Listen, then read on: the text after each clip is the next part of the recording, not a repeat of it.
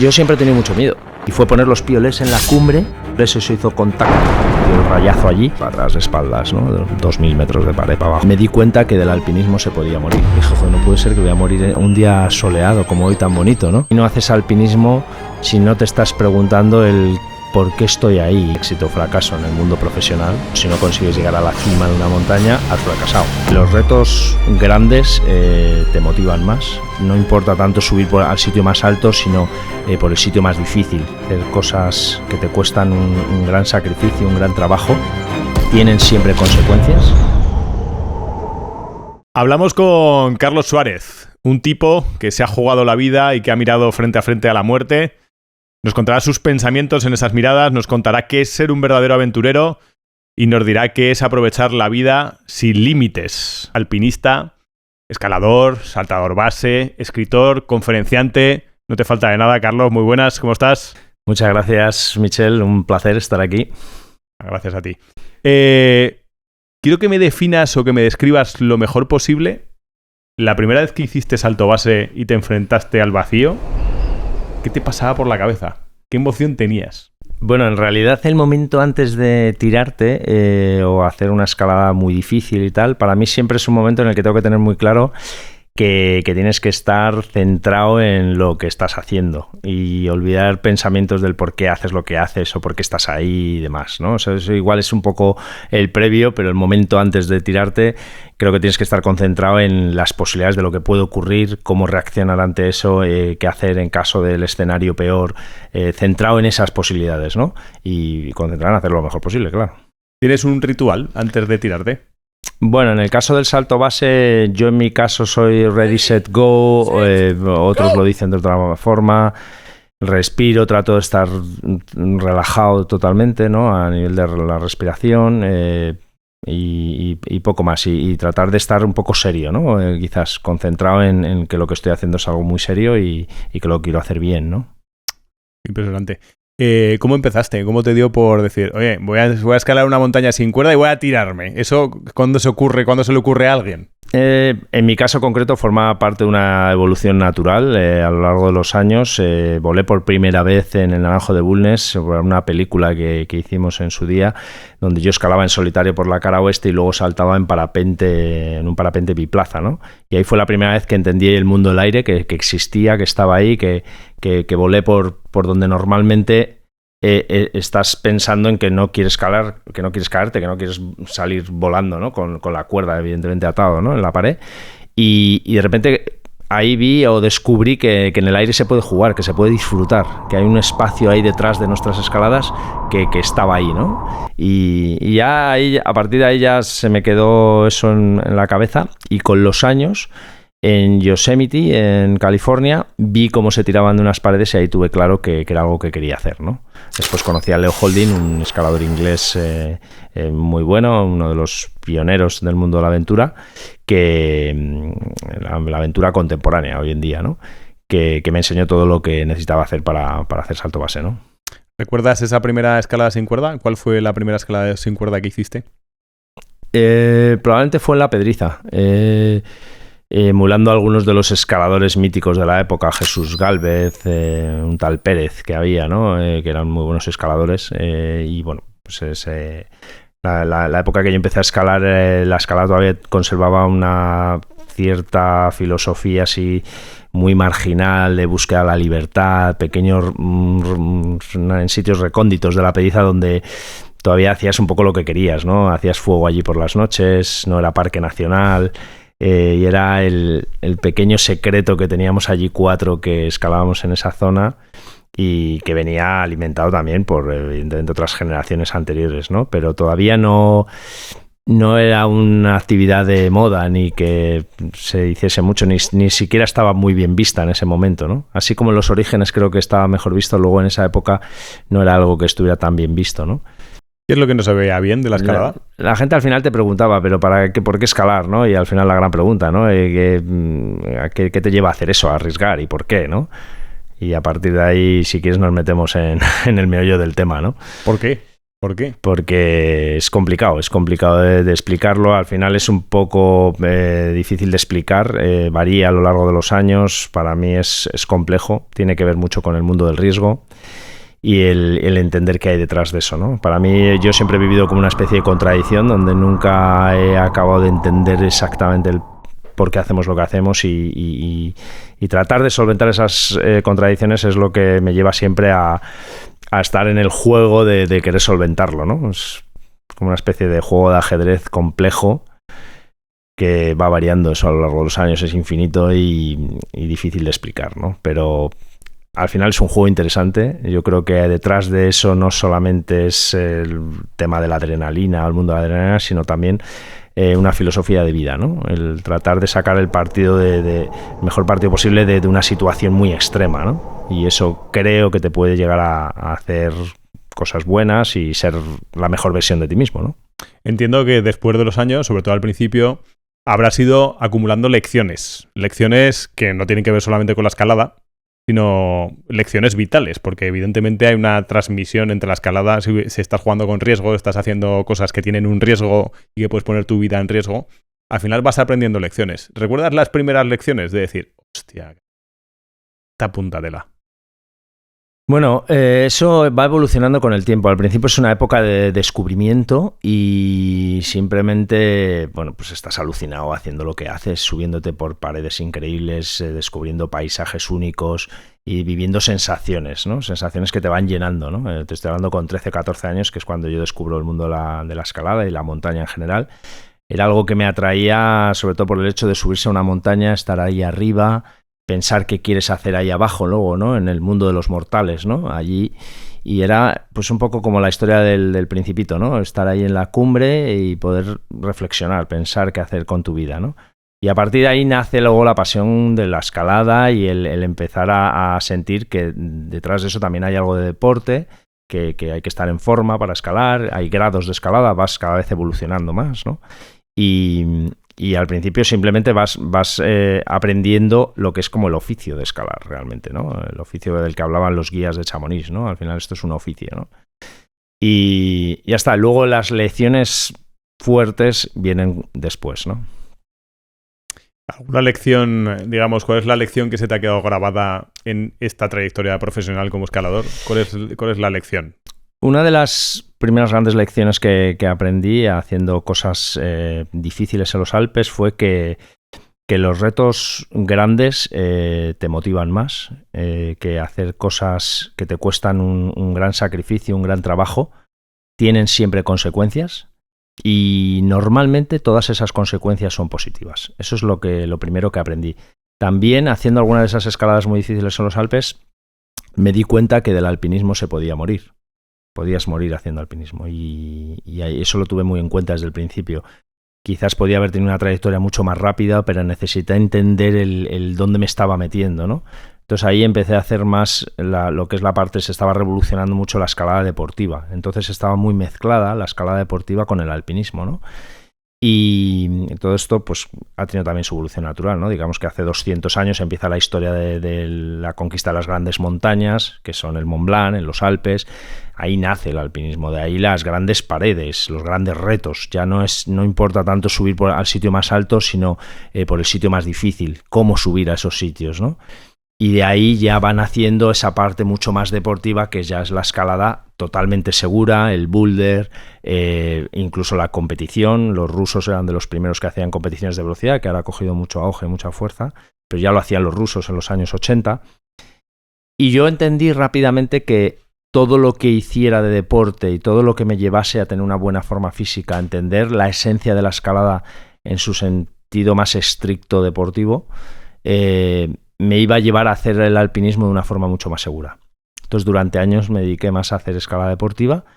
Siempre he creído, y todavía lo creo, que el mejor escalador deportivo, el que tiene la mejor forma posible, puede hacer las cosas en montaña, las aventuras, más difíciles y además de una forma menos arriesgada. ¿Podrías decir que, independientemente de que hagas algo de riesgo, eres prudente? Bueno, yo lo que creo es, yo siempre he tenido mucho miedo. Y he vivido las sensaciones de riesgo con mucha intensidad. O sea, siempre he sido como muy consciente de que lo que estaba haciendo era peligrosísimo, porque ya lo viví de joven. Coincidí con un francés que fue el que me enseñó que eso podía ser muy peligroso, que murió al año siguiente por un rayo que le cayó en plena pared. Y escalando en solitario en los Alpes. Aquel escalador iba muy rápido, funcionaba para mí de una forma demasiado extrema, si lo puedo decir yo, ¿no? Uh-huh. Pero la verdad es que no me sorprendió, a pesar de que el accidente que tuvo fue un accidente fortuito, que no suele pasar, es difícil.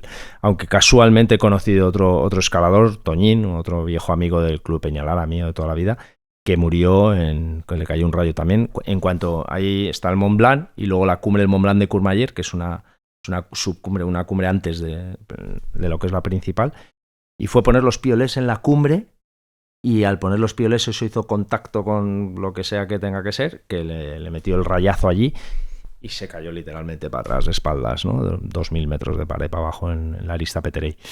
Y aquello nos impresionó mucho, ¿no? ¿Lo conocías y habías convivido con él haciendo alguna escalada o haciendo...? Había coincidido con él, había escalado mucho en la Pedriza con él. Fue una de las primeras veces que vi la muerte de cerca. Tenía un amigo muy cercano, que era el que estaba escalando con él en ese momento, que vio la cara que tenía en el momento de caer perfectamente. Lo describe muy bien en un artículo muy bonito que escribió. Este amigo mío era filósofo, escribía en una maravilla, Alfonso Bizán. Y un año y pico después, 2 años... murió luego Alfonso. Y para mí eso fue una tragedia, porque era mi primer compañero de cordada, era la persona con la que yo más escalaba, y aquello me afectó mucho. Tenía 20 y algo años, y en esos momentos pues también las muertes te afectan de otra manera, ¿no? Sobre todo cuando las ves tan de cerca, ¿no? Y también, una vez más, empezó a afectar a mi manera de entender el mundo del alpinismo, lo que quería hacer y lo que no quería hacer en un futuro, ¿no? Claro, ¿cómo te cambia el mindset cuando le miras a la muerte cara a cara? ¿Te va cambiando el mindset? Sí, totalmente. Con los años eso es algo que va pesando, quieras que no, se va notando, que has arriesgado muchas veces, que has visto más accidentes. Y es lógico, ¿no?, que pues en una época más joven veas que el riesgo o el peligro de morir como una cosa como más lejana, ¿no? Y es verdad que luego con los años te vas dando cuenta que está ahí. Es verdad también que hay cosas difíciles de entender. He visto muertes muy injustas, gente que llevaba poco tiempo haciendo montaña y que de repente muere en un accidente de lo más tonto, ¿no? Y eso me ha costado mucho entenderlo, ¿no? Quizás era como al que le tocaba era a mí, y sin embargo le ha tocado a otro, ¿no? ¿Dónde entraña más riesgo? ¿En la escalada sin cuerda o en el salto base, digamos? Si tuvieras que hacer... Siempre digo que la escalada sin cuerda puede ser, evidentemente es peligrosa, puede ser algo extremo total, y sobre todo si el nivel de dificultad que estás haciendo en ese tipo de escalada pues es muy alto, ¿no? Pero realmente hay veces que hay situaciones que no las ves como tan peligrosas, que son las que yo creo que pueden ser más peligrosas, ¿no? A veces vas andando por un barranco sin darte cuenta que 2 metros o 1 metro más ahí, si te tropiezas, estás cayéndote 500 metros entre piedras y te has matado, ¿no? Uh-huh. Hay veces que el peligro está donde menos te lo imaginas, ¿no? En un despiste, ¿no? Fíjate en el coche, ¿no? Ahora que todos vivimos ese peligro que está ahí, que es estar con el móvil trasteando, y muchas veces no somos ni conscientes, o lo somos pero no queremos verlo. Eso ocurre en cualquier actividad del ser humano, ¿no? Y en el alpinismo también pasa, ¿no? Y a veces cuando estás escalando sin cuerda o vas a hacer un salto base, estás súper concentrado en lo que haces. Estás solamente pensando en cómo hacer las cosas bien para que todo salga bien. Porque los alpinistas no buscan el morir en la montaña, ¿no? O sea, lo que buscas es sobrevivir, sobre todo, ¿no? Esto ha cambiado con el tiempo y hay como una filosofía de búsqueda de la adrenalina cada vez mayor, ¿no? En realidad el alpinista siempre ha huido de eso, ha querido siempre buscar la estrategia más segura para llegar a la cima. Igual que en la vida, igual que en la empresa, igual que en todo en general, ¿no? Pero también es verdad que escalando, pues muchas veces esas estrategias fallan igual que en cualquier otro lado, ¿no? Pero se trata de tenerla mejor, se trata de que lo hagas de la forma más segura, ¿no? O sea que el éxito, en buena parte, yo creo que hay una extrapolación a la vida profesional y a la vida mundana, digamos, no en el riesgo. Es decir, cuando estás concentrado eres capaz de obtener mejores resultados de que cuando estás un poco disperso. Es decir, pasa esto un poco igual. ¿Es la forma de pensar de la montaña te ha influenciado un poco en la vida profesional lejos de la escalada o no? ¿O en la vida personal? Sin lugar a dudas, total. O sea, me parece que es un paralelismo exactamente igual que en el mundo de la vida, ¿no? En general, o del trabajo, lo que quieras llamarlo, ¿no? O profesionalmente, ¿no? El tener objetivos que sean medibles, alcanzables, que sean posibles. Y eso pasa profesionalmente lo puedes... ¿Qué es el éxito? ¿Cómo lo puedes medir profesionalmente, personalmente? Es difícil. Profesionalmente yo diría que sí que está claro que la consecución de un objetivo es la medida del éxito o fracaso en el mundo profesional. Dicho claramente, si no consigues ese objetivo, si no consigues llegar a la cima de una montaña, has fracasado. Yo creo que tiene que estar claro, ¿no? Pero en tema más personal, es difícil de valorar, ¿no? Yo creo que cada uno lo vemos de formas muy diferentes. Para mí, a veces un fracaso, o muchos fracasos en muchas montañas han representado un éxito increíble por todo lo que he aprendido, por todo lo que me ha dado, a dónde me ha llevado, ¿no? Y sin embargo, a ojos de cualquiera, incluso cualquier otro alpinista, no he llegado a la cima, ¿no? ¿Cuántos fracasos has valorado como fracasos que después has dicho, recuerdas alguno? Porque a mí esto me resulta muy interesante, porque muchas veces en la parte profesional que yo tengo, que es en la consultoría, muchas veces hablamos de los fracasos empresariales que se van haciendo y tal, pero muchas empresas se forjan a base de fracasos sin que lleguen a la bancarrota y les hacen de verdad empresas con cara y ojos. Es decir, ¿recuerdas fracasos que dijeras, hostia, qué fracaso? Pero que después es, bueno, ni tan mal. Bueno, es que al final yo creo que toda la cultura del éxito, el fracaso y tal, tiene un componente cultural importante, ¿no? Correcto, y sí. Esto en las empresas también ocurre, ¿no? Pues eso, ¿no? Exactamente, que en el fondo yo creo que es extrapolable lo personal a lo profesional, cómo lo ves ese éxito o ese fracaso, ¿no? Y muchas veces es verdad que igual no has conseguido ese objetivo que tenía la empresa, igual que tú en la vida personal, para lo que sea, y sin embargo te coloca en un sitio en el que estás mucho más cercano al éxito de lo que puede parecer en el mercado, ¿no? Incluso se puede engañar al mercado de alguna forma, ¿no? Y tener el éxito unos meses más tarde porque ya sabes cuál es la fórmula del éxito, ¿no? Que si no hubieras fracasado no lo habrías sabido, ¿no? Luego hay éxitos que hay que saber valorar, que tienen una profundidad, ¿no? O no la tienen. Que has tenido un éxito porque las circunstancias han ayudado a que todo salga bien, y ahí yo creo que está la persona de saber definir dónde radica ese éxito, ¿no? Y por qué, ¿no? Yo qué sé, yo he subido montañas en las que he tenido mucha suerte, se ha dado todo de cara y ha estado muy bien, pero como que no he aprendido mucho, ¿no? Y lo sé, soy consciente de que, bueno, pues que no ha representado mucho. Sin embargo, las montañas que más me cuestan, fíjate, ahora con los años me ocurre que muchas montañas que me están costando muchísimo, disfruto mucho más todo porque me doy cuenta, la importancia del objetivo es clave porque es lo que te ordena, es lo que te lleva a estar motivado, feliz con ese objetivo, ¿no? Con ganas y con la ilusión de querer conseguirlo, ¿no? Entonces cada vez que voy fracasando me voy dando cuenta que estoy más cercano a eso y lo disfruto todo mucho más, ¿no? Que si llegase allí, hiciese la montaña y ya está, y ahora otra montaña, ¿no? Ya está, no he aprendido nada por el camino, ¿no? Eso es como que no me lleva a nada, ¿no? Y comentabas que, joder, vamos buscando un poco por dónde no ha subido nadie. ¿Quién no ha hecho esto nunca? Más que la más alta o la más difícil o tal, ¿quién no ha hecho? ¿Qué gusto tiene eso? Es decir, ¿dónde encuentras, qué emoción te genera eso? A ver, el alpinismo es un poco descubrimiento, no solamente de exploración, de conocimiento del lugar, de ti mismo, ¿no? Pero yo creo que lo que te importa, lo que te tiene que importar es lo que te aporta a ti, lo que tú ganas con esa experiencia, ¿no?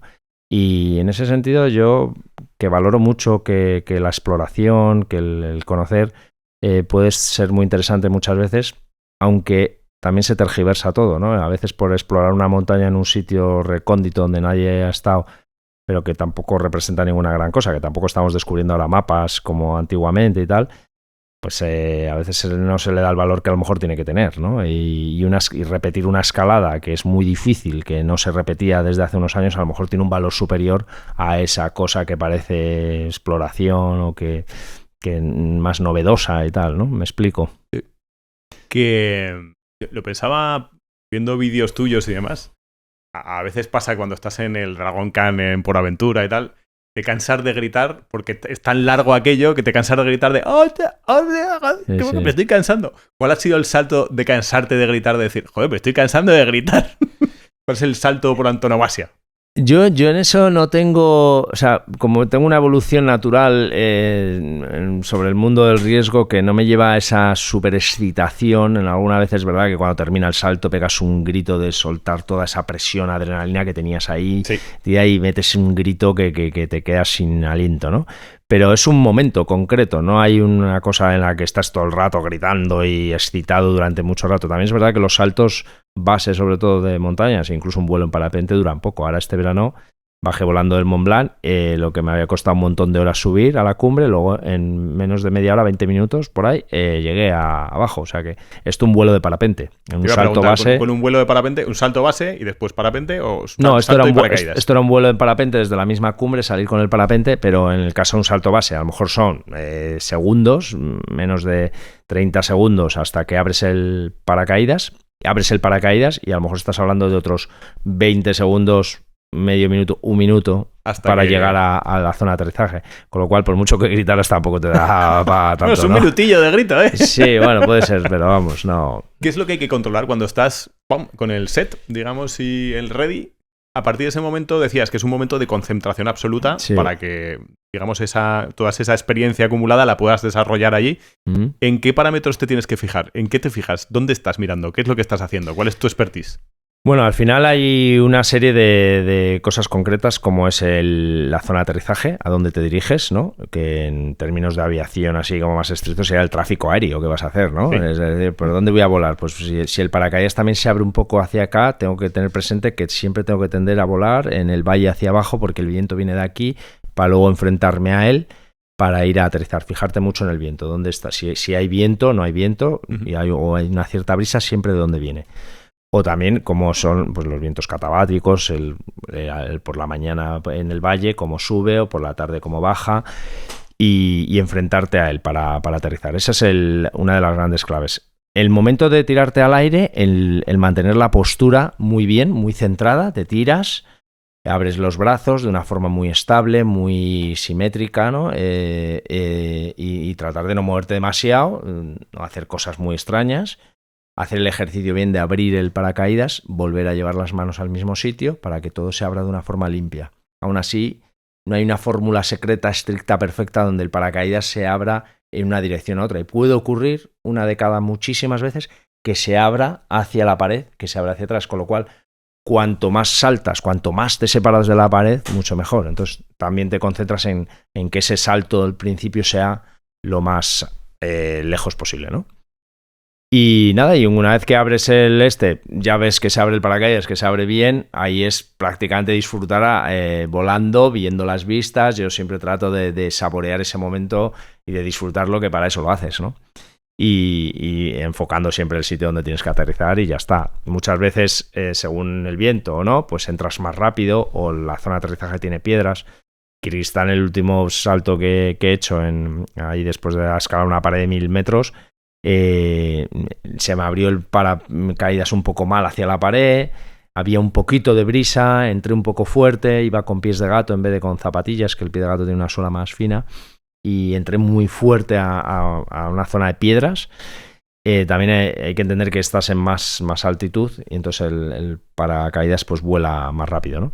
Entonces aterricé ahí, pensé que me había roto los tobillos o algo del dolor que me produjo debajo de las plantas de los pies. Y luego no fue para tanto, fui recuperándome, pero vamos, me di unos cuantos golpes y tal. Y nada, y fue bien la cosa y tal, pero podría haber sido más. Vale. Que desde que saltas hasta que abres el paracaídas, ¿tienes capacidad de controlar hacia dónde vas?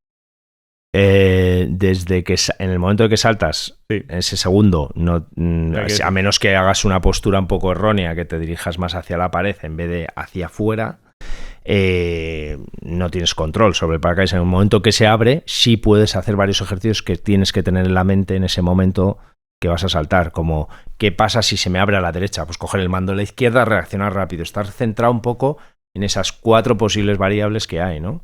Se abre hacia allá, pues frenar los 2 mandos, echarlos para atrás, el paracaídas se colapsa un poco, se echa para atrás y en ese momento ya giras y sales de la pared, saldrías hacia afuera y a volar ya a campo abierto, ¿no? Por así decir. Al lugar seguro. Al lugar seguro, eso es.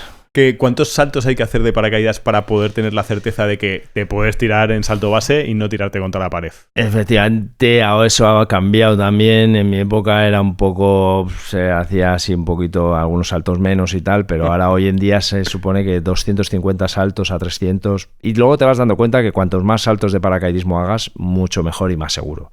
Pero al principio te puede la ansiedad. Yo en mi caso hice paracaidismo para hacer salto base. Yo quería hacer salto base y saltar de las montañas, ¿no? O sea, en realidad el tema del salto base era un viejo sueño de eso, de bajar volando de las montañas. Desde que bajé del Naranjo de Bulnes quería bajar de las grandes montañas y por eso me metí en el salto base. Y he logrado saltar de muchas de esas montañas y lo único que por el camino pues ha habido muchos accidentes. Sabía dónde me metía, sabía los riesgos que iba a vivir porque los había vivido en el alpinismo. Y lo que pasa es que una cosa es vivirlos y otra cosa es luego cuando te ocurre, ¿no? O saber qué te va a pasar y luego cuando te ocurre es diferente, ¿no? ¿Cuál ha sido el susto más gordo que has tenido? He tenido un accidente muy grave en Los Galayos, en Gredos. Fue un accidente bastante jodido, que me rompí la mandíbula por varios sitios, los pómulos, la sien, tal. Me salvó la vida una decisión en el último momento de 2 cascos buenos que tenía, o sea, un casco más bueno que otro que tenía en la mano.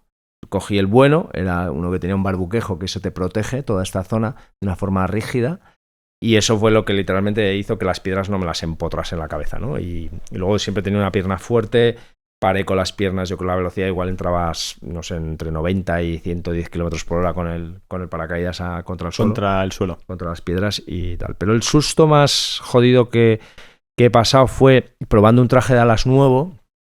Tenía un sistema de cremalleras diferentes. Entonces tú en los paracaídas tradicionales de montaña, de paracaidismo, tienes pues un paracaídas de reserva, unas anillas que puedes soltar el paracaídas principal, abrir el de reserva. En ese momento, cuando fui a abrir el paracaídas principal, abro el paracaídas y se lía. Es una cosa que ocurre, un line twist muy fuerte que llamamos, que ocurre cada 1000 saltos, pues te puede ocurrir uno de estos fuertes que tienes que liberar el paracaídas principal. Debes de liberarlo primero antes de abrir el de reserva, porque si se lían, entonces es peor y ya no tienes ni un paracaídas ni el otro funcionando bien y vas directo al suelo a una velocidad dura. Ahí tienes muy poco tiempo para decidir. O sea, me estás contando esto son segundos. Con mucho tiempo, pero estos son segundos. Son segundos. 3 segundos, 2 segundos. Son segundos. Entonces el tema del paracaídas principal, aquí lo que ocurre es que hay veces también que puedes liberar el paracaídas principal y va unido con una cinta que se llama cinta Stevens al de emergencia. Y a medida que sueltas uno, se abre el otro. ¿Qué ocurrió en este caso? Que lo primero es que no encontraba las anillas porque se me habían colado dentro del traje de alas. Entonces tenía las anillas dentro del traje y no podía encontrar para liberar ese paracaídas. Yo creo que esto es la peor pesadilla que puede tener un humano. Es decir, total. no encontrarte las anillas del paracaídas. Yo creo que es una cosa... Fíjate cómo fue ese primer momento que estás enfrentándote a una muerte segura. Sabes que vas a morir en ese momento porque no le ves solución. Y fíjate que el primer pensamiento tan tonto que me vino a la cabeza venía de escalar con mi mujer ahora, de Cuenca, veníamos de un domingo por la mañana de soleado y luego decidir a volar por la tarde, saltar en paracaídas del avión. Y dije, joder, no puede ser que voy a morir un día soleado como hoy tan bonito, ¿no? ¿Cómo puede ser que voy a morir un día como hoy? No, o sea, esto no estaba previsto, ¿no? Algo así. Te viene ese pensamiento, luego te viene el pensamiento de rabia, el de frustración, el de querer solucionar las cosas. Pasas por todos esos estados que dicen, ¿no? Y es verdad que eso es cuestión de segundos. La mente ahí se acelera, va muy rápido. Y ahí yo creo que me salvó la vida lo que aprendí en su día de Leo Holding, que me dijo en un momento dado, si tú estás en una situación absolutamente extrema, esto es una cosa que yo hablo cuando hablo en las conferencias de empresa, ¿no? un CEO no le puedes explicar ciertas cosas de empresa, pero sí puedes contar lo que es la situación más extrema que se puede vivir en un caso de aventura de este tipo, ¿no?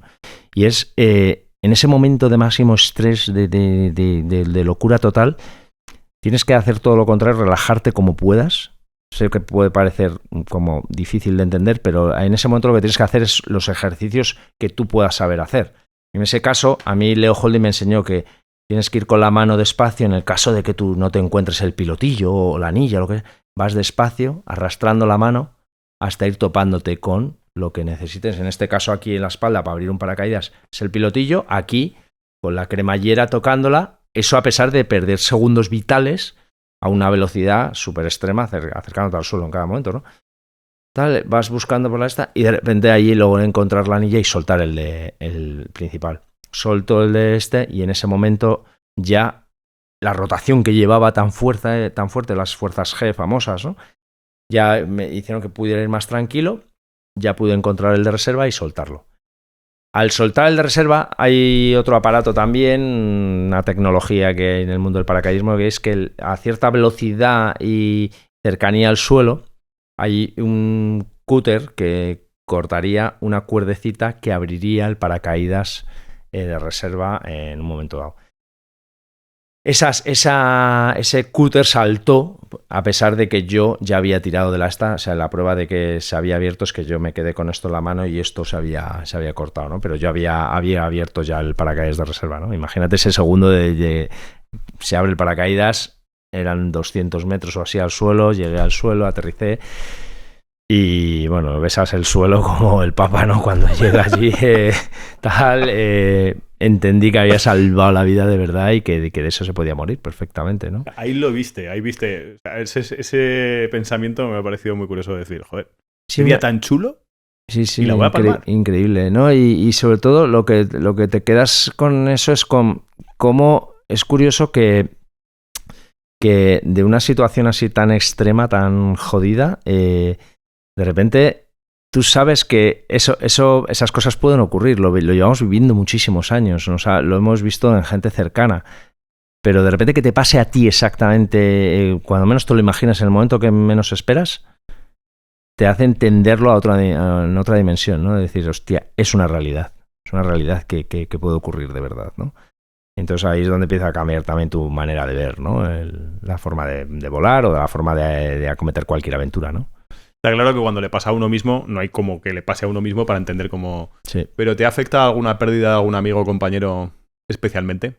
Sí, la verdad es que ha habido momentos muy difíciles, duros, que sabían que podían ocurrir, amigos que sabías que estaban arriesgando mucho y que estaban en ese juego en el que eso era posible, pero el momento de la muerte de Darío me afectó bastante porque en ese momento estábamos muy, muy cercanos, muy unidos. Darío Barrio, sí. Y fue un momento muy duro. Me lo contó Armando, que es el otro amigo con el que estaba en ese momento saltando. Ya habíamos pasado por varias muertes de Chana, de Álvaro Bultó, y de repente Darío ya fue como un golpe definitivo, muy duro, porque además en ese momento estábamos muy cercanos a él, ¿no? En todos los sentidos, en todos. Y me acuerdo que había ido a correr esa tarde, volví a casa, me estaba haciendo un zumo de naranja y me acuerdo de recibir la llamada de Armando y querer seguir haciendo el zumo, ¿no? Como aquí no ha pasado nada, ¿no? Quiero seguir con mi vida normal, no quiero que me afecte y tal, hasta que ya un momento que vino su familia, sus hermanas y tal a casa, nos juntamos allí y hubo un momento increíble porque en ese momento Darío Barrio era muy conocido, presentador de programas de televisión, de cocinero así muy famoso, tal, y en un segundo debió salir en Twitter, ahora X, ¿no? En alguna televisión, y empezaron a sonar todos los móviles a la vez, de los que estábamos allí. Entonces, todos los móviles empezaron a sonar de repente, al mismo tiempo, porque todo el mundo ya lo acababa de ver y empezaban a llamarnos, ¿no? Se me ponen todavía los pelos de punta solo de pensar y recordar ese momento, ¿no? Por otro lado, eso nos ha unido mucho a su familia, a su hermana, Silka Barrio. Bueno, pues hay cosas bonitas, ¿no? Detrás de esas experiencias también. ¿Cómo afrontas el siguiente salto después de esa experiencia? Bueno, en ese momento estábamos todavía muy motivados, queriendo volar con los trajes de alas grandes. Estábamos experimentando a volar los trajes más grandes y y estaba claro que íbamos a seguir haciendo saltos, pero en ese momento yo decidí que no iba a saltar más con los trajes de alas.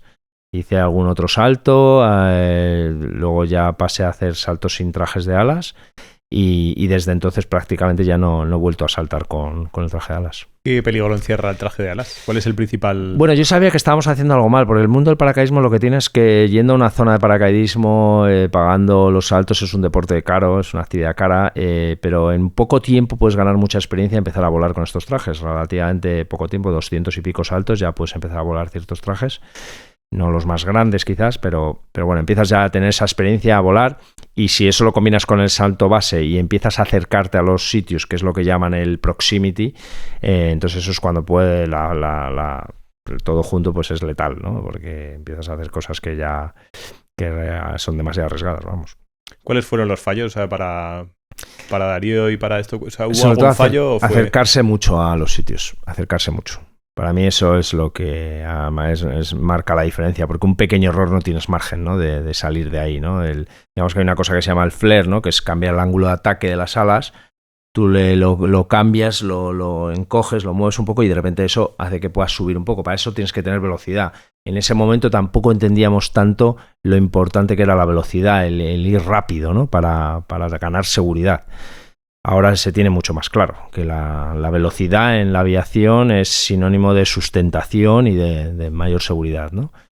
Volábamos lento, volábamos flat, que se llama, ¿no? Ahí vas volando tranquilo y eso en cuanto giras un poco pierdes altura, ¿no? Es una máxima clarísima en el mundo de la aviación que los pilotos la conocen mejor que nadie, pero nosotros no éramos pilotos tampoco, ¿no? Éramos aventureros en el más estricto sentido de la palabra, ¿no? ¿Qué velocidades se pueden llegar a alcanzar con el traje de alas? 200 y pico kilómetros por hora. Ahí vas bien de sustentación, ¿no? Sí, no, ahí vamos perfecto. Ostras. Siempre pierdes altura, con los trajes de alas y con el mundo del paracaidismo en general, tú siempre vas cayendo. No llevas un motor con una velocidad que te mantiene estable. ¿Se hace salto base con traje de alas o no tiene nada que ver? Sí, efectivamente, claro, eso es lo que más mata a la gente, el hacer salto base con traje de alas que llevas un solo paracaídas y añadiéndole a eso el proximity. Eso es un poco lo más arriesgado que Lo más arriesgado que hay. Hablábamos de lecciones y de pantallas. Esto me da la sensación que es como pasarse las pantallas de un videojuego, ¿no? Y que el monstruo que vas matando cada vez es más poderoso y vas haciendo... Claro, sí. ¿Cuáles han sido después las aventuras? Porque sí que te he visto en algún vídeo en Perestroika. Sí, en la Torre de Rusia. Sí. ¿Eso en qué consistía esa aventura? Porque me ha parecido súper chula. En Kirguistán sobre todo era subir una gran pared de 1000 metros, tratar de hacerlo en la escalada libre, que es con tus manos y tus pies. Sobre todo la cuerda solo sirve para asegurarte, en el sentido es un método seguro, pero no vale agarrarse a ella, ni a los mosquetones, ni nada, ¿no? Y tú escalas con tus manos y tus pies y luego saltar de la cumbre, ¿no? Que eso pues lo logramos, tuvimos mucha suerte. Primero nos bajamos a muy pocos tramos del final de la vía, de la cumbre. Nos bajamos... Toda la pared, yo pensaba que ya no lo íbamos a hacer, la ventana de buen tiempo se estaba cerrando, pero aguantó lo justo para recuperar medio día en el campo base, volver a subir y subir a la cima, ¿no? Con lo cual tengo un recuerdo buenísimo de aquella expedición, ¿no? A mí lo que más me ha interesado en los últimos años es escalar grandes paredes verticales, difíciles, paredes bonitas, que tienen lo más parecido a una cumbre puntiaguda, donde no se puede subir andando, ¿no? Que puedes subir siempre escalando. Y quizás que me he retirado un poquito más de algunas de esas grandes montañas como el K2, que he intentado 2 veces, donde la última vez fue relativamente desagradable, ¿no? Ya había visto muertos y tal, pero vi una cabeza sola allí en el glaciar, ¿no? Ver una cabeza allí separada de un cuerpo es algo que me afectó bastante. Son riesgos... Allí te cae una avalancha sin tú hacer nada, sin poder tú pelear, son riesgos que no quiero hacer, ¿no? En el futuro. Quiero riesgos que puedas controlar tú mucho más, ¿no? Quizás la etapa dorada del himalayismo también haya cambiado en muchos sentidos. Ha habido una época romántica muy bonita del redescubrimiento de las primeras ascensiones a las grandes montañas de la Tierra, ¿no? Que sobre todo con una historia fascinante, ¿no? De todos esos grandes pioneros del alpinismo que son los que consiguen subir a las grandes montañas, ¿no? Especialmente escaladores franceses, europeos. Y Messner, ¿no? Messner, que es el gran pionero, el que lo ha hecho todo, ¿no? Para mí es uno de los más grandes alpinistas que hay. Ha habido muchos escaladores que técnicamente han hecho cosas más difíciles, pero él es increíble, lo ha hecho todo, ¿no? Yo me crié mucho admirando a Bonatti, a otros alpinistas. Bonatti es un gran romántico, es un tío que explica muy bien lo que son los valores de la montaña, la ética en la montaña. Pero Messner va más al grano de las cosas y te das cuenta con los años que a mí me ha cambiado un poco la forma de ver a esos grandes aventureros, ¿no? Hermann Bull, Maurice Herzog, que logra hacer el primer 8000 en la historia siendo prácticamente el peor alpinista de los que le rodeaban, ¿no? Él se había rodeado de los mejores, que ahora esto se habla mucho en el mundo de la empresa, ¿no? Rodéate de que tu equipo sea mejor que tú, ¿no? En este caso, Maurice Herzog era eso, era el primer motivador de esa expedición, está rodeado de Terray, de Rebuffat, Lachenal, y acaba subiendo solo él con Lachenal, ¿no? Y pagan un precio muy, muy caro porque se congelan todo, las manos, los dedos de los pies, le cortan todas las manos y los pies. Son expediciones que duran 6 meses, porteadores, habría 300 porteadores a lo largo de marchas de aproximación muy largas, ¿no? Que no es como ahora, se iba en barco al Himalaya, o sea, es que eran otra cosa esas expediciones. Y entonces no es como ahora que te congelas, vas a un hospital rápido y te pueden curar en la mayoría de los casos. En este caso, pues no, ya llegabas con todo necrosado y te tenían que cortar por todos lados. Esa época ha pasado, ¿no? Ha pasado. Y queda el recuerdo de muchos de esos grandes. En Patagonia ahora, por ejemplo, que voy mucho, Maestri, la historia de Maestri es fascinante, ¿no? ¿Cómo es? Uno de los grandes mentirosos que ha habido en la historia de la montaña, pero que era un gran alpinista, era un tío que era coetáneo con Bonatti y hacían, vamos, los dos eran de los mejores escaladores de la época. Pero deciden en un momento, yo creo, de laguna mental, o no lo sé, decir que ha subido por un sitio muy difícil, su compañero muere en la bajada, les cae una pequeña avalancha de piedras y bloques de hielo, mata a su compañero y cuando se despierta le recoge un tercer compañero de cordada que no estaba escalando con ellos. Y cuando le recoge, él dice que vienen de la cumbre, de la montaña en ese momento más difícil de la Tierra, que es el Cerro Torre. Y eso le ha perseguido durante muchos años porque nadie se lo acababa de creer. De hecho, volvió al año siguiente a hacer otra vía, donde va con un compresor y pone todo lleno de clavos en la pared, que es algo que no está muy bien visto en la ética de la montaña. Deja el compresor abandonado a 200 metros de la cima y encima no llega a la cima principal. En ese segundo viaje que hace a la montaña, ¿no? Entonces, la vía por donde dice que había subido le persigue toda la vida hasta los 80, 90 años, que nunca reconoce que no había subido, ¿no? Y hoy en día, con los métodos que hay, los materiales, tal, se ha demostrado, y por fotografías que había de la época, que ni siquiera subió por donde decía que había subido y tal, ¿no? Y ha sido una pena, pero como una mentira puede estropear toda una trayectoria de vida, ¿no? ¿Cerro Torre lo has probado? Muchas veces, y es una de esas montañas que quiero subir. ¿Qué complejidad tiene el Cerro Torre? Porque entre los escaladores es como algo mítico. Sí, es una de las montañas más bonitas de la Tierra, yo creo, pero es una montaña que le pega el viento fuerte por todos lados.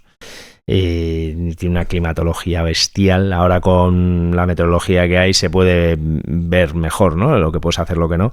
Pero sobre todo que es una montaña brutal, ¿no? La primera vez que la intenté en solitario, en un momento en el que quería ser profesional de la escalada, tal, y la intenté solo, no pude.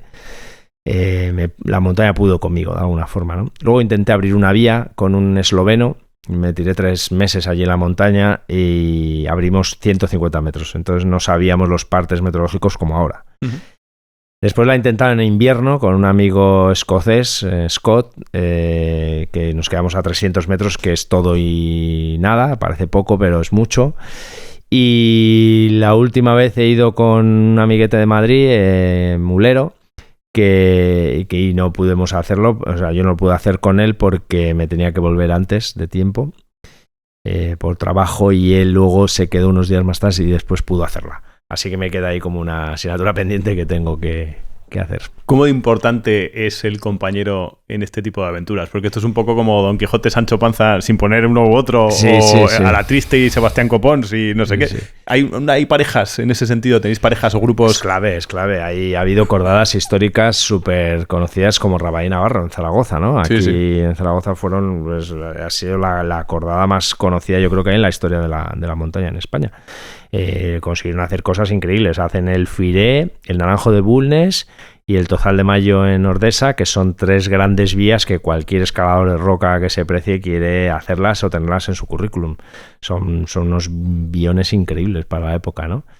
Eran los verdaderos aventureros. En Rig los subían por unos sitios que no te puedes ni imaginar, con alpargatas. He visto fotos que dices, parece que van a la ofrenda de flores del Pilar. Y eran tan buenos escaladores en roca que cometen un pequeño error, que es irse a los Alpes, a lo que es entonces la pared más difícil de los Alpes que existe en ese momento, que es el Eiger, el Eiger One, ¿no?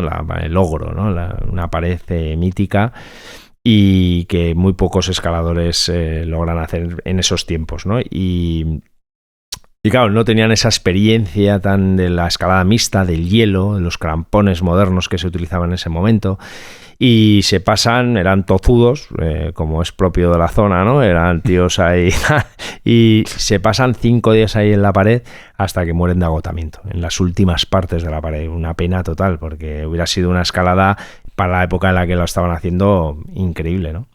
¿Y el Himalaya? Te ha tocado mucho, ¿no? El Himalaya sí que lo has tocado. ¿Has subido algún 8000, el Choyu? Sí, he hecho trekking, sí, he intentado luego el K2 2 veces, el Gassenbrunn 1 en invierno con Alex Chicón. Me ha interesado siempre más en el ver cómo subir algunas de esas montañas, o que la montaña me atrajese por la aventura, o por con quién iba, o cómo íbamos, o tal, más que el hecho de coleccionar, ¿no? Las montañas, o el subir, que me parece que también bien es un aliciente, es un objetivo a tener, ¿no? Que te puede motivar, pero en mi caso concreto quizás no sé si pasó esa época que te comentaba de romanticismo de los 8000, o que no me ha atraído tanto, ¿no? Y aunque es verdad que subir a las grandes montañas para un alpinista no deja de ser algo siempre interesante y bonito, ¿no? O sea, el que no reconozca, pero bueno, no sé, luego he ido a paredes como la Torre Sin Nombre o el Laila Peak, montañas de 6000 y pico metros, que han sido unas experiencias increíbles, muy difíciles, probablemente más difíciles algunas de esas que subir por la ruta normal de algún 8000, no digo todos, pero de algún otro 8000, aunque el riesgo también de algunos de esos 8000, como pues el Annapurna, que tal, puede ser peligrosísimo, ¿no? Pero bueno, me han dado unas experiencias increíbles. He logrado volar de 6000 y pico metros, ¿no? Que es algo que no me hubiera imaginado en la vida, ¿no? Has hecho salto base de la Torre Sin Nombre, de Laila Peak, pero luego de otras montañas que a lo mejor no son en altura tanto, pero yo que sé, el Asgard en Groenlandia, en la isla de Baffin, en Groenlandia hicimos el Ulamertosuaq, con una pared de 1200 metros, increíble. Paredes así que para mí han representado mucho más que a lo mejor subir una gran montaña como el Choyu, por decirte una, ¿no? Sí, es que cuando vas consiguiendo estos éxitos va expandiéndose tu zona de querer más. Es decir, se habla mucho de la zona de confort, que está muy manida. Sí. Y pues es evidente que cada vez que haces eso, salir de una zona de confort, más o menos, pero es verdad que la vas expandiendo, esa zona de confort se va expandiendo. Es decir, ¿qué vas consiguiendo? Cada vez que haces una de estas cosas, ¿qué ganas? Por dentro, estoy hablando por dentro, ¿qué ganas? Sí, bueno, para mí cada montaña es diferente, ¿no? Y yo creo que una de las esencias del alpinismo es sentirte incómodo, pasar frío, pasar hambre. Yo creo que es algo que necesito de vez en cuando para estar en contacto con esa parte de mí más primitiva que pueda haber, si quieres, ¿no? Más troglodita, ¿no? La necesito, me parece que me mantiene con los pies en la tierra, me parece que me hace entender más lo que somos, dónde estamos, ¿no? En este mundo, ¿no? En realidad. Y el hacer alpinismo tiene mucho que ver con eso. Entonces, más allá de subir cimas o no, el hecho de hacer solo alpinismo, el preguntarte también qué haces ahí, no, para mí no haces alpinismo si no te estás preguntando el por qué estoy ahí y quién me ha mandado a mí meterme en esto, ¿no? Cuando estás allí tranquilo y relajado es que no estás haciendo alpinismo, ¿no? Estás haciendo otra cosa, es una actividad que está muy bien y tal, pero no, el alpinismo de verdad es el que te hace preguntarte esas grandes preguntas existenciales, ¿no? De, ¿qué hago aquí? Y para mí eso es fundamental, ¿no? El tratar de seguir desgranando esa contradicción que existe en la condición humana del por qué arriesgamos, por qué hacemos lo que hacemos. Para mí eso es clave, ¿no? Y quizás con los años el nivel de riesgo ha ido bajando un poco, no lo necesito tanto, pero sí la experiencia vital de hacer montaña, de estar en contacto con la naturaleza, de sentir eso cercano, me parece fundamental, vamos, yo lo necesito. ¿Has tenido algún insight en la montaña? Es decir, que has descubierto alguna idea de estas de bombilla, de decir, joder, si es que lo que tengo que hacer es esto. Si es que conectando estas dos cosas. ¿Y te ha pasado en la montaña? Bueno, siempre cuando llevo un tiempo sin ir a la montaña y vuelvo a la montaña, vuelvo a hacer actividad, siempre me doy cuenta que es donde tengo que estar, que es mi lugar, es el sitio donde más me gusta estar, ¿no? Y eso es una pasión difícil de entender muchas veces, pero para mí es fundamental, ¿no? O sea, es clave el volver a eso, ¿no? Una cosa que me ha encantado cuando lo decías, joder, es un deporte de riesgo, hacemos cosas de riesgo, pero yo previamente he tenido que hacer 2000 saltos en paracaídas para coger los hábitos necesarios para cuando esté en una situación de riesgo, tener la capacidad de decir, estos son o el trabajo que he hecho, mis hábitos, los hábitos que he generado. Claro, decir, claro. Eso es fundamental, yo creo, en general en la vida. En todo. Hay una parte mecánica de todo esto que es lo que te lleva a a minimizar los riesgos de lo que estás haciendo. Pero luego hay otra parte que es la realidad de esto también, que es ¿qué significa la aventura? ¿Qué es exactamente la aventura? Pues una palabra que está muy desvirtuada, que se utiliza para todo, ¿no? La aventura del saber, el tal, el cual. Es verdad que es una aventura la búsqueda del conocimiento, que también es el alpinismo. Pero el saber contextualizar las cosas, ¿no? La aventura antiguamente era el descubrimiento de cosas, el descubrimiento del conocimiento. El hombre en su condición natural necesita conocer, necesita saber qué hay al otro lado de la montaña. Necesitas saber cuando está en la cumbre cómo es el horizonte, ¿no? ¿Qué hay allí al fondo, ¿no? Entonces necesita ir a la siguiente montaña para volver a ver qué hay más allá, ¿no? Y la aventura tiene una cosa que la define muy claramente, que es que tiene siempre un final incierto. Por mucho plan de negocio que tú hagas, por mucha estrategia que tengas, igual que en la mejor y peor de las empresas, hay un escenario siempre al final que es el que no sabes cómo va a acabar. Esa es la verdadera aventura. Lo demás son paquetes comerciales, que muchas veces es lo que hacemos cuando vamos a una escalada o una zona donde prácticamente conocemos todo, donde tenemos toda la mecánica muy, muy controlada, muy, muy sujeta. Y en ese momento en el que tú estás en esa incertidumbre es donde yo creo que nace la mejor parte de las personas, la oportunidad de verte desnudo tal y como eres y donde sacas lo que puedes sacar que tienes dentro. Y ahí es donde yo creo que mejora la persona. Entonces, para mí eso es la esencia de la aventura, una parte muy importante del alpinismo y en la que yo siempre quiero tener un cierto contacto como filosofía de vida, no como una actividad que hago, deporte o como lo quieras llamar, ¿no? Yo soy alpinista porque quiero que me rodee todo eso que he vivido, ¿no? En esa incertidumbre, ¿no? Y yo creo que los grandes empresarios, o sea, al final se caracterizan porque muchos reconocen, no son ni los mayores estudiosos del mercado, mejores conocedores de tal, tienen un punto de inconsciencia, ese punto de aventura muy arraigado de decir quiero hacer eso como sea, ¿no? Y se lanzan, ¿no? Fíjate, el mayor ejemplo de lo que es un factor externo que nadie, ni las personas más inteligentes podían controlar, lo que acabamos de vivir, la pandemia. Eso le ha afectado a todos los planes estratégicos más importantes que haya podido existir. La pandemia, ¿no? O sea, y quién sabe si mañana viene un meteorito de Marte. A mí me hace muchas gracias estas cosas muchas veces cuando se habla de los meteoritos que ahora podemos controlar un poco con la tecnología que hay, lo que va a venir y tal, pero claro, como venga uno del tamaño de la Tierra, ni tecnología ni nada, ¿no? Dirijamos los misiles todos, pero ni aún así. No sé, en medio de todo eso, al final los alpinistas también, como todo el mundo, buscan la felicidad. Estamos buscando la felicidad y la montaña responde a mucho de eso, ¿no? Es cierto que en la montaña encontramos mucha felicidad, que es más lo normal. Cuando volvemos de las montañas volvemos felices, volvemos con una sensación de estar a gusto con uno mismo. Y yo creo que en ese sentido el éxito tiene mucho que ver con eso, ¿no? El sentirte muy a gusto contigo mismo, ¿no? A nivel personal, que es lo que te hace a ti sentir bien para estar mejor con los demás, ¿no? Y esas preguntas que en el alpinismo existen te valen para todo en la vida, ¿no? O sea, al final, ¿qué es lo que estás haciendo tú por los demás? ¿Qué es lo que te hace sentirte a ti bien? Esas son preguntas que te tienes que hacer y en mi caso concreto ocurren cuando hago alpinismo, ¿no? Hay dos cosas que has comentado que veo un paralelismo tremendo con la empresa. Lo que decías de los equipos, el que se rodeaba de gente mejor que él precisamente para elevar un poco el conjunto. Y esto que comentabas, lo último de la incertidumbre. Sí que es cierto que los buenos CEOs se rodean de gente que es mucho mejor que ellos en competencias concretas, a nivel financiero, a nivel de procesos, a nivel de la parte de calidad, diferentes departamentos, y son gente que es mucho más competente que ellos. Pero sí que es verdad que cuando se pone la tormenta en el barco, son capaces de olisquear por dónde tiene que ir el barco.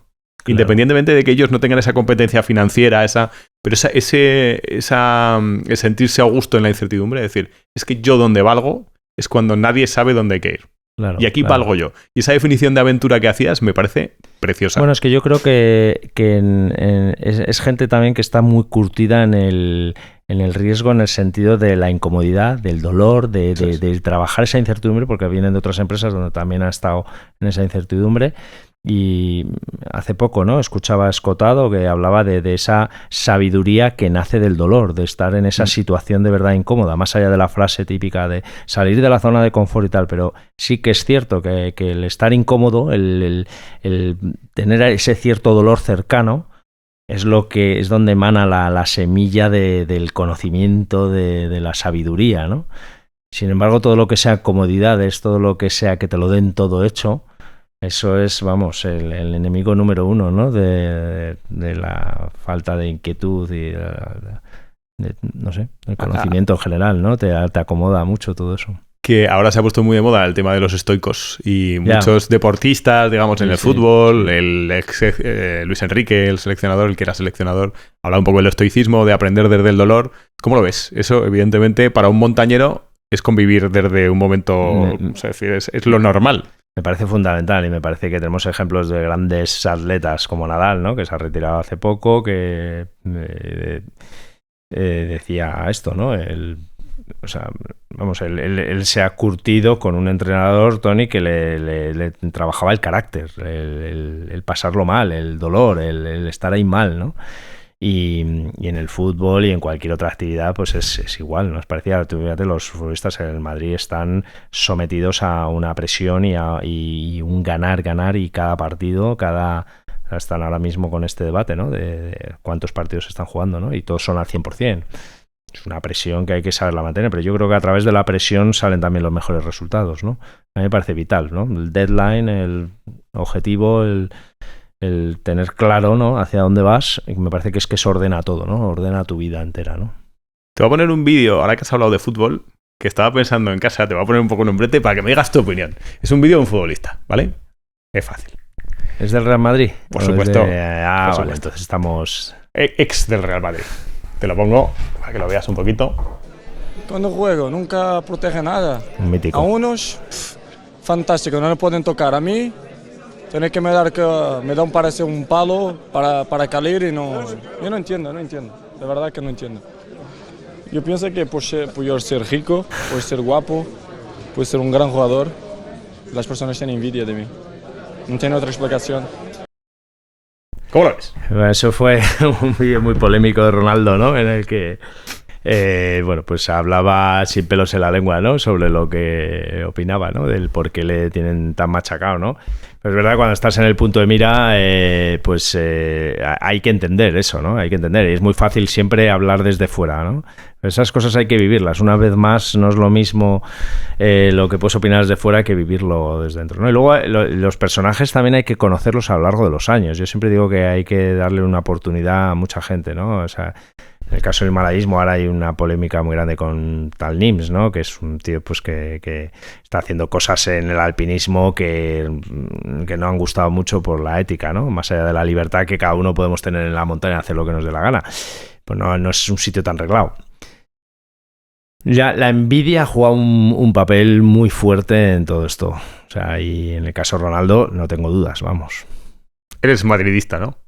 Sí, yo defiendo. A mí me gusta Ronaldo. Yo también. Me gusta Ronaldo porque a mí me parece, fíjate, en contra de lo que puede parecer, me parece humilde en el sentido de lo trabajador que es. Es evidente y con los años se sabe que el de las condiciones es Messi. No es que Messi no sea un trabajador, que también lo es, pero el de las condiciones es Messi.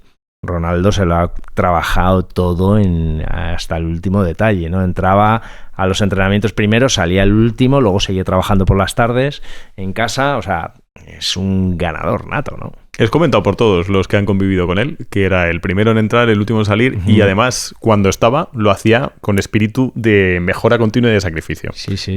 Es una cosa curiosa. Puede que no te caiga sus formas, tal, sus maneras mejor o peor, tal, pero que en ese sentido, hostia, el trabajador a mí siempre me parece que es un tío humilde, ¿no? Sí. Que el tener familia te ha cambiado la percepción del riesgo.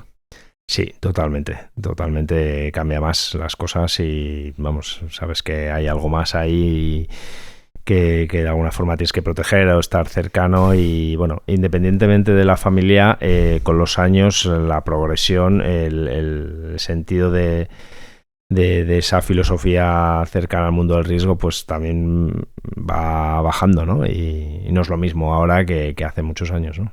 ¿Te gustaría que tu descendencia hiciera deportes de riesgo como tú?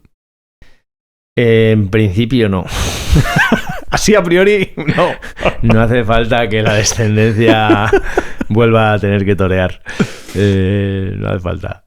No. Pero, bueno, si lo hace porque quiere hacerlo con sensatez, con inteligencia, que haciéndolo lo mejor posible, ¿no? Y estar ahí para apoyar en todo lo posible, pues evidentemente, ¿no? Pero bueno, son decisiones personales, ¿no? Al final. ¿Cuáles son las siguientes pantallas del videojuego que te quieres pasar? Pues sigo un poco en la aventura de la vida, con proyectos, con ganas de hacer cosas diferentes, con ganas de volver a montañas que quiero volver a intentar, como es el Cerro Torre, y seguir en esa idea coherente de la búsqueda del entendimiento, conocimiento de lo que es el alpinismo, lo que representa en mi vida, y eso seguirlo aplicando a otras facetas de la vida, sin más. ¿Qué consejo le darías al Carlos que empezó la escalada con 13, 14 años, ahora que tú tienes un bagaje que es el que tienes? ¿Qué consejo le darías? ¿Le darías algún consejo? Difícil, no matar la inquietud, ¿no? El seguir con esa inquietud, yo creo que es lo que te hace progresar y crecer, ¿no? Yo sí pienso en de dónde vengo, es que era como Atapuerca, a dónde he llegado, y eso ha sido gracias a no matar la inquietud, a seguir siempre con pasión, ¿no? Las cosas que quieres hacer con ganas, que te gusten. No sé, nunca ha sido de dar consejos ni nada parecido, pero bueno, estar alegre, ¿no? Con lo que haces, no sé. Que siempre dicen que para conseguir cierto éxito tienes que tener mentores de los que aprender, tienes que tener padrino para bautizarte. ¿Tú has tenido mentores? Posiblemente igual mentores imaginarios en el sentido de libros o de ese tipo de cuestiones, pero has tenido mentores físicos, digamos, que hayas conocido en persona. Sí, he conocido grandes alpinistas desde el principio que me han acompañado desde el comienzo, ¿no? Desde Rafa Menes, Ramón Portilla, Darío Rodríguez en desnivel, me ayudó mucho en los comienzos. Bueno, y luego figuras que han sido muy importantes o muy claves, y luego amigos también, ¿no? Siempre la verdad es que he tenido suerte de tener grandes amigos por todo el mundo, de los que he aprendido un montón y que sigo aprendiendo, vamos, y eso ha sido clave. Eso ha sido clave, la gente que te ayuda a subir a tus montañas, que esto vale para todo en la vida, ¿no? Esa gente que tal, incluso los que no son montañeros también, pero que te ayudan. En ese sentido, sí, han influido mucho en mí. ¿Las conversaciones en la montaña son diferentes a las conversaciones en el valle? Son muy auténticas. Cuando no tienes más que darte un paseo por la montaña, a Steve Jobs le gustaba mucho darse un paseo siempre por el parque, ¿no? Con los que trabajaba. Por algo será. Sí.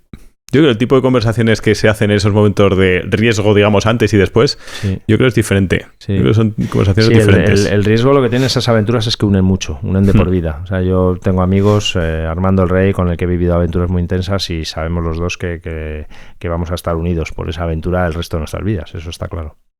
¿Alguna de ellas que recuerdes? Pues volar por sitios absolutamente increíbles y saltar en sitios nuevos. Piensa que cuando empecé a hacer salto base no se había saltado prácticamente en ningún lado en España. Y yo lo vi claramente como un patio de recreo en el que yo conocía todas las paredes, las montañas, dónde saltar, dónde no saltar, y empezamos a saltar de todos lados, ¿no? Y fue un momento único, ¿no? De hecho, vamos a hacer una película el año que viene, ¿no? Aquí te paso una primicia. ¿Sí? Ya, qué bueno. ¿Se puede hablar algo de la peli o no? Que se va a hacer una película. Vale. De todo eso. Pues habrá que estar atentos, entonces. Genial. Que esto se llama morir de éxito. Y al final, a mí me interesa mucho. Hemos hecho una línea, digamos, del éxito de tu vida. Hemos visto que a través de los fracasos sobre los hábitos, el trabajo, el esfuerzo, han surgido muchos éxitos. Pero así como colofón, ¿qué me dirías que es el éxito? Te voy a preguntar qué es el éxito personal para ti, qué es el éxito profesional. Que me definas en una palabra si se puede el éxito para ti. Con lo cual, ¿qué es el éxito vital para ti? El éxito, sobre todo personal, lo entiendo como todo lo que a mí me ha enseñado a crecer, ¿no? Y el estar a gusto conmigo mismo, el sentirme feliz con la gente cercana, ¿no? El ser buena persona, el no hacer daño a los demás, ¿no? Cosas muy sencillas, ¿no? Cosas que en otros lugares pueden ser totalmente diferentes, ¿no? Y que eso tiene una connotación cultural clarísima, como hemos hablado, ¿no? A lo largo del podcast. A nivel profesional está muy claro, es un objetivo claro que tienes que alcanzar. Yo ahí diferenciaría muy claramente, ¿no? Ese objetivo, si no lo has alcanzado es porque algo has hecho mal, porque no has previsto que podía haber un factor externo tan grave como el que hemos vivido de una pandemia o un meteorito que pueda caer, ¿no? O sea, tienes que dejar un margen claro a que pueda haber ese cierto fracaso, ¿no? Y definirlo en una palabra, ¿puedo utilizar varias? Sí. No sé, te diría... ser feliz, lo más parecido a la felicidad que entendemos todos, ¿no? Estar a gusto contigo mismo. ¿Tú crees que el éxito que ven ahora las generaciones más jóvenes, digamos la gente de 18, 19, 20 años, la definición de éxito es adecuada o no? Es que es lo que te decía, depende de cómo lo valores, ¿no? En términos materiales, para unas personas el éxito puede estar simplemente en eso, ¿no? Y yo lo respeto, yo ahí no me gusta nunca ponerme en una posición de superioridad, ¿no? Porque cada condición personal hay que entenderla, hay que saber de dónde viene cada uno, ¿no? A lo mejor yo estoy contento en la casa, he hecho la casa que quería hacer, donde quiero vivir. Y eso para algunas personas es lo más importante, puede ser, o la familia por encima de todas las cosas, ¿no? Que sería uno de los grandes, yo creo, éxitos seguro personales y valores más importantes. Para otros es el trabajo, están ciegos con tal. Entonces, las generaciones jóvenes, ves que no sé ni por dónde van ya con tanto generación Z y demás, pero seguro que hay gente, a mí me gusta pensar siempre en positivo y yo estoy seguro que hay gente joven increíble de que tenemos que escuchar. A mí me gusta mucho escuchar a los jóvenes y estar cercano. Me parece que tiene mucho que decirte, ¿no? Una de las cosas de la piedra filosofal, ¿no? Que una de las cosas que me permite este podcast precisamente es estar cerca de gente joven y eso es una de las cosas que más agradezco. Porque lo cierto es que se aprende un montón. Claro. Que necesito saber una cosa. ¿Quién es la persona de la que más agradecido estás en tu vida y por qué? De la persona que más agradecido estoy. Bueno, probablemente tiene que ser mi madre, ¿no? Tiene que ser mi madre porque es la persona que me ha hecho y con la que he convivido por encima de todo, ¿no? Y eso que en algunos momentos ha sido difícil, pero es probablemente la persona a la que le debo todo, ¿no? La forma de pensar, la forma de actuar, la forma de ser, ¿no? Uh-huh. ¿Y por qué? Porque es la que me ha inculcado todo, ¿no? La inquietud, el conocimiento, la forma de actuar, ¿no? Desde cómo aparcar mal el coche a saltarme un semáforo hasta tener que leer un libro que sea interesante del que aprenda algo, ¿no? No lo sé. Pues este es Carlos Suárez. Ha sido un auténtico placer, te lo digo de verdad. El placer ha sido mío, Michel. Muchísimas gracias. Esto ha sido un regalo. Esta es tu casa. Muchas gracias.